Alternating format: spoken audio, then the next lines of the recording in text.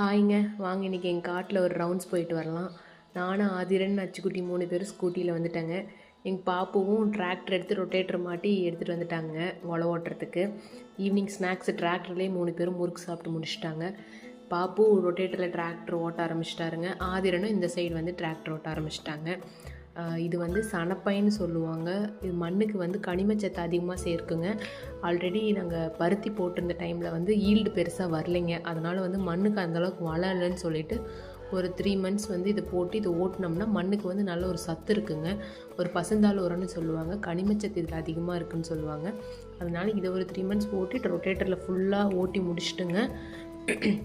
ஒரு 2-3 டைம்ஸ் ஓட்டுனுங்க ரொட்டேட்டரில்.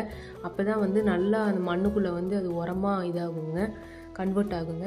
அதனால் இதெல்லாம் முடிச்சுட்டு தாங்க அடுத்து வேறு ஏதாவது ஒரு வெள்ளாமை போடுறதுக்கு பார்க்கணும். நாங்களும் இங்கேயே ரவுண்ட் அடிச்சுட்டு இருந்துட்டோங்க. ஈவினிங்கு நைட்டு ஓட்டி முடிச்சுட்டு தாங்க வீட்டுக்கு போனோம். நாளைக்கு ஒரு ஷார்ட்ஸில் பார்க்கலாங்க.